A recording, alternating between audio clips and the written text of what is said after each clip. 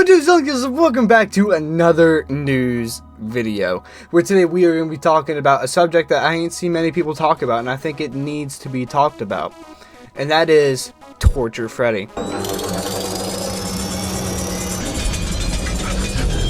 Now, I believe this is the actual canon name for this device, but I'm not for sure. I could do my research and do better, but that's not what I'm here to talk about. I'm here to theorize and tell you guys what this machine is made for. It's obvious that this machine was meant to kill people. I mean, clearly, it wasn't meant to like sit there and give you a good old face massage and then you go on about your day and Chica hands you a cupcake and tells you to go f*** off and do something else. No. This machine was meant to not just kill, but like in the name of, I'm gonna call the machine, torture. Now, we don't know exactly why they chose this for the movie. I don't know if this is the movie's version of stuffing somebody inside a suit, or if they did it to make the movie more scary, or this is just something really cool Blumhouse and Scott thought of. But I don't think that'd be the case. Scott ain't the type to just add something in there to think, oh yeah, that's cool. Yeah, there's no point. It has no lore to it. I'm just gonna add something just because I think it's cool. He has done that for certain things, but he's not the type to just be like, alright, I'm adding this in here. Why? I just think it's pretty damn cool. No, this thing obviously has some significance. It is pretty clear in this movie that these animatronics could stuff people in suits. It is shown in the movie with the babysitter and Hank. You can clearly see Hank is inside Sparky the dog, and the babysitter is inside of Shadow Freddy. So clearly they stuffed him in suits. And no, they didn't even put him in the torture chair just to put him in the torture chair. Because as you can see with the girl that was the babysitter, her face ain't mauled up. The one thing I am sad about is I did want to see the night guard, how he looked after he got attacked with the machine. And I believe that William Afton with the machine, I'm kind of going off topic, but I'm actually going to hop back on it.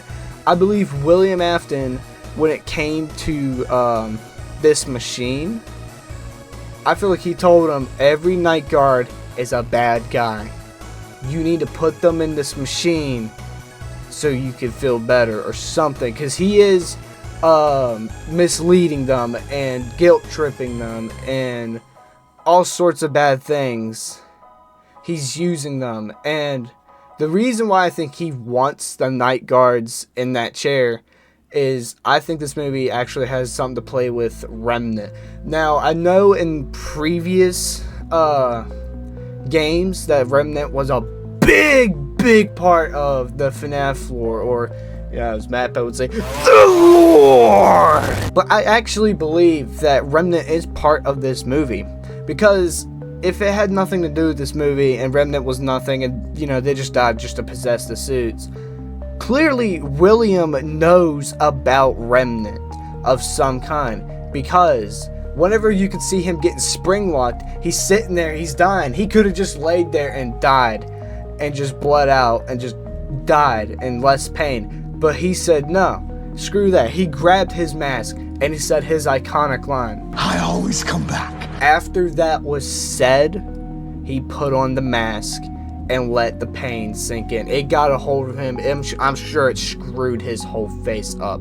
And he probably knows if you are to experience excruciating agony, you can live on and take on that part of metal and that part of a suit and possess whatever you take a part of, because that's how Remnant works in the games.